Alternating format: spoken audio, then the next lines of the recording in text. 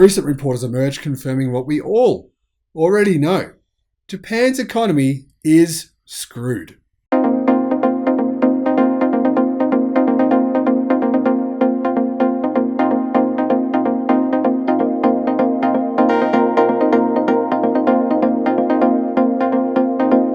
Hello my friends, welcome to the channel. I'm the Electric Viking. Great to see you. Thank you for subscribing. Thank you for being a part of this journey. It's been great to share it with you. Welcome to all the new subscribers. Welcome back, everyone else. And thank you for subscribing to my son's channel. They just made a video for you tonight. They were excited to do it. They had an idea, and I think it's going to be a good one. Anyway, we'll be up on their channel soon. I'll put a link in the description below. First, the CEO of the Japanese automotive industry body organization, who just happens to be the grandson of the owner, of the founder of Toyota, and the CEO of Toyota, said that the Japanese economy will lose 8 million jobs if they support EVs. Yeah, the guy is mental. I mean, he's changed his tune a little bit since then because he's been bashed by the media, and I don't know, maybe people around him have tried to talk some sense into him. However, he hasn't really properly changed his tune. Now, many of you said, Viking, you're wrong. Toyota, they're gonna kill the industry. They're gonna, trust me, within 2 years, they're gonna make millions of EVs and they're gonna just crush everyone. That's just what Toyota does because it's easy to make EVs. EVs are easy. I mean, I'm seeing these comments everywhere now. People claiming that it's easy for internal combustion engine manufacturers to build EVs. They can just, overnight, just magic, just switch.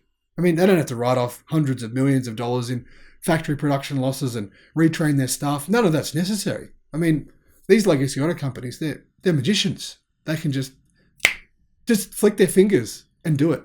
I mean, these are the kinds of comments that are on Inside EVs. They're on Seeking Alpha. They're everywhere. People genuinely believe this. If you genuinely believe that, you are the most extreme fanboy of whatever brand it is that you love. Your fanboyism goes beyond what I'm seeing from these extreme Tesla fanboys. Because Tesla's fanboys, I mean, you can say I'm one of them. I don't think I'm an extreme one, though. But I've seen some comments from the extreme ones, and they can be a bit crazy. But to be honest, the average Tesla fanboy actually does their research on the car market. The average Tesla fanboy is listening to what Herbert D says when he says it's not easy. If the CEO of the world's second largest car company says it's difficult, maybe it is. Maybe we should listen to him when he says that. Now, BYD, can you make some EVs for us? He says, well, yeah, but it's going to take a while. No. Honda says, just slap the battery on the bottom. I mean, don't worry about integrating it into the car. We don't need that. Just drill it into the bottom of the car. That's what they're doing. This is what legacy auto does. They take shortcuts. How many legacy auto manufacturers right now are using internal combustion engine cars to build EVs? They have transmission tunnels and no transmission. Their cars are like 400 kilos heavier than actual competition. For example, I mean, BMW 3 Series, right, in China, it's 400 kilos heavier than a Tesla Model 3. Why? Because it's an ICE car they've converted into an electric car. This is a joke. You're telling me it's easy. I thought it was easy. So if it is easy, why are they not doing it properly?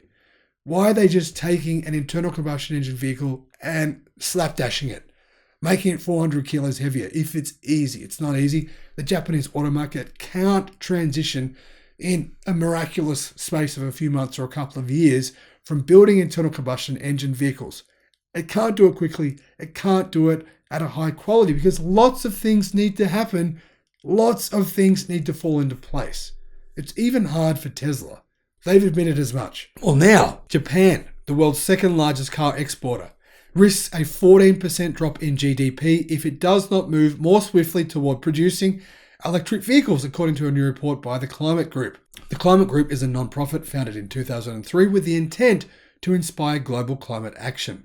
The group commissioned 2 early leaders in the Japanese EV industry to help with this report.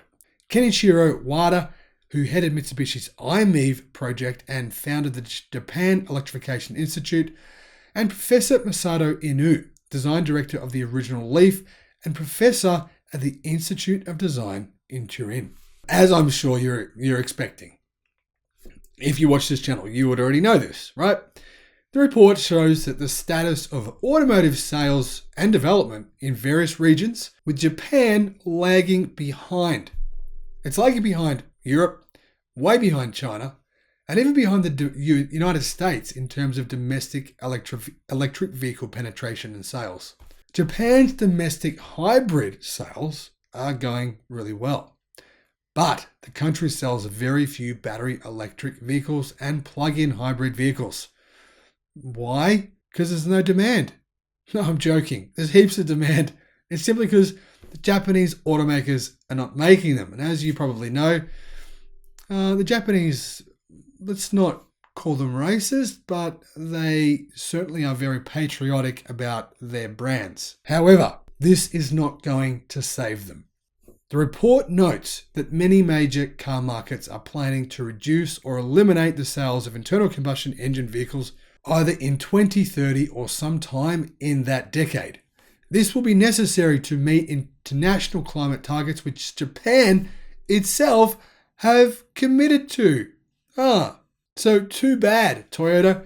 Too bad to these car companies in Japan who are lobbying their government to get them to not do it. They have to. They're legally bound to this. If Japan doesn't match these targets, the risk to Japanese industry and thus the Japanese economy is huge.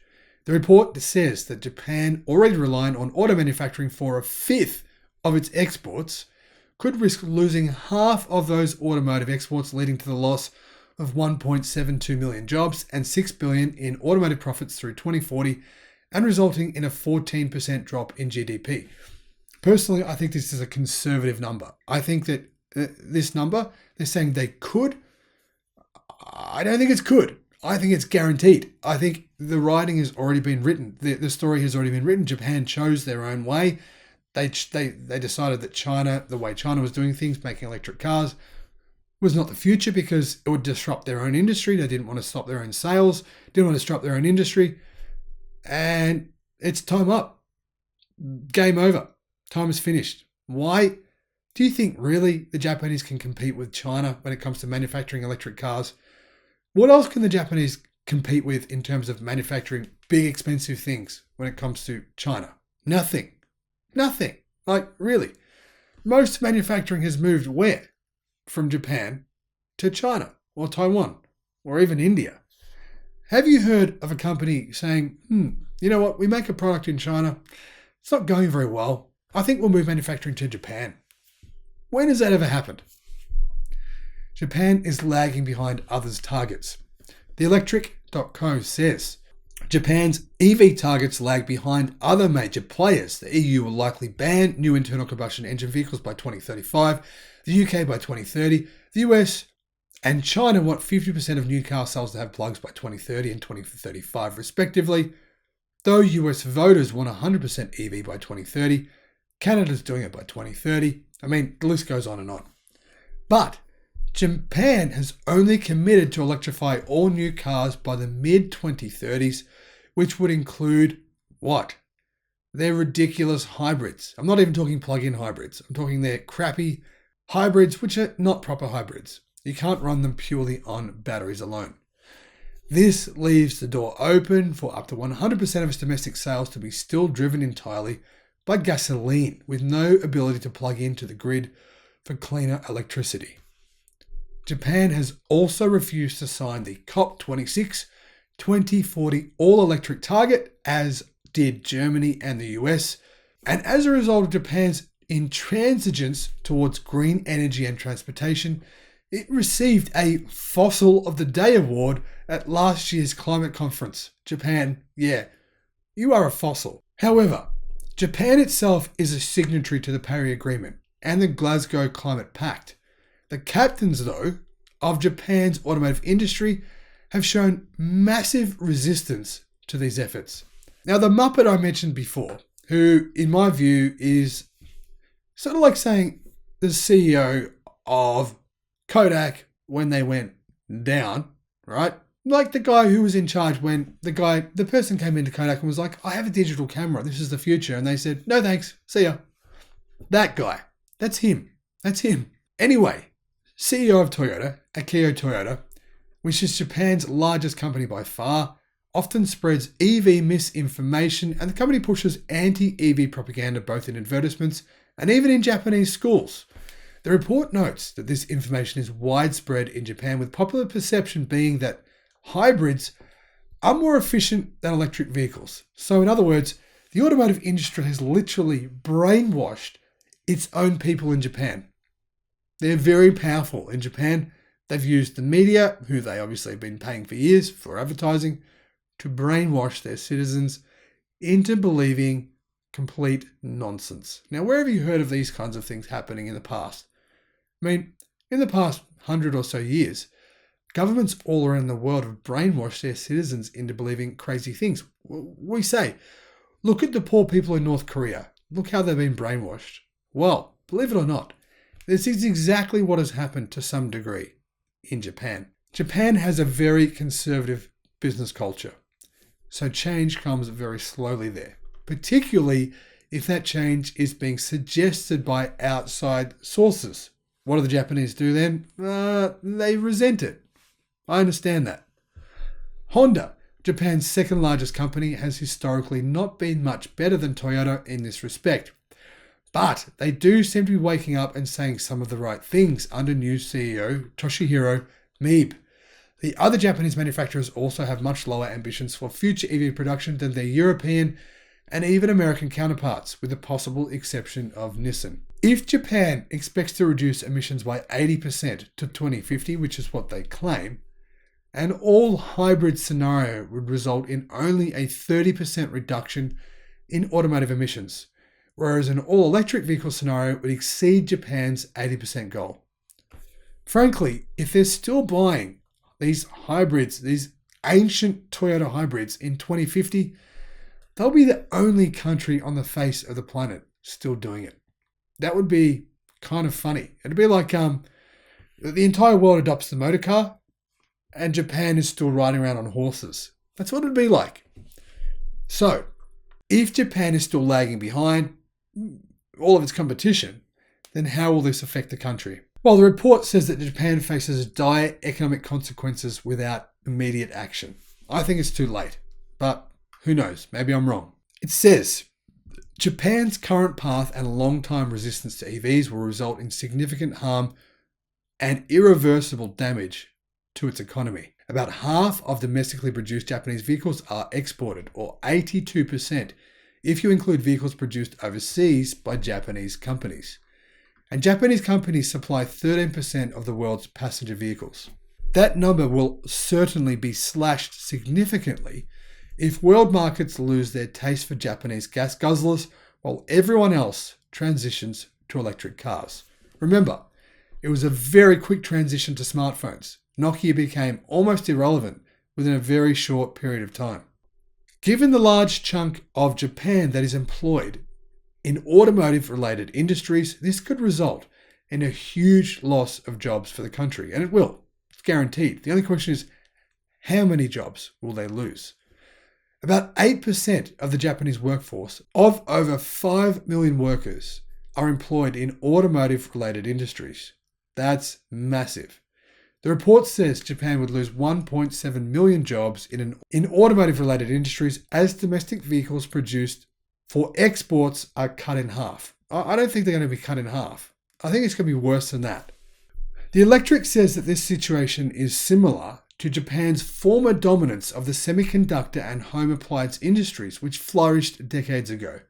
In both industries, Japan occupied a dominant position, but became overconfident and did not respond rapidly enough to changes, allowing competitors in China, Taiwan, South Korea, the United States, and elsewhere to take market share. This kind of reminds me of the company Sony. When I was a kid, Sony was the shiz. Sony was just the business. You wanted Sony. Now, no one cares about Sony. Seriously. As a result, while Japan still exports plenty of electronics, its economy has become much more reliant on the automotive sector to bring money in. According to the report, it's not all doom and gloom. Now, I don't agree with this, but hey, that's good they're being positive. The report notes that Japan does have a significant lead on electrification-related patents. though these are largely associated with hybrid technology rather than electric vehicles, so I would say that that's completely and utterly irrelevant to their future prosperity. These are the proposals the report makes for Japan going forward. It says the Japanese government must move quickly to take these steps. Invest heavily in battery development, an area which Japan has experienced through Panasonic supplying of Tesla with batteries. This includes funding research into next-generation battery and semiconductor technologies. I don't agree with this. I don't think you need to do that. Semiconductor batteries, they're great, but they're only going to be a niche product. What they need to invest in my view, is LFP batteries. Anyway, reduce or eliminate subsidies for consumer fuel cell vehicles. Hydrogen, yeah, right. Which Japanese companies have heretofore supported. Fuel cell vehicles will likely not be relevant in consumer applications, but may find use in heavy-duty applications or other niches, and research should be supported in those niches rather than consumer vehicles. Now, this is on the same day that Tesla announced that the Semi would have 800 kilometers of range. Yeah, electric trucks are the future. Sorry, hydrogen, that game is up. Anyway, it goes on. Craft policy towards scrapping inefficient internal combustion engine vehicles and subsidizing low-priced electric ones. Further, consider stricter regulations on vehicles that don't meet zero emissions criteria. Design right to change laws to support home charging in condos and apartments where many Japanese people live. Install fast charging in highway service areas to allow longer distance travel in electric vehicles. Develop distributed grid power and vehicle-to-grid technologies. Now, all of this stuff sounds good. They're all great ideas. It's too late. Japan, I'm sorry, this is doom and gloom. The reality is, it's too late. Why? Because there's just too much corruption. There's too much money involved here. The Japanese economy is the number one economy in the world when it comes to reliance on what? Internal combustion engine powered vehicles, whether they're hybrids or not, doesn't matter. The Japanese economy is completely reliant upon one thing more than anything else, the automotive industry.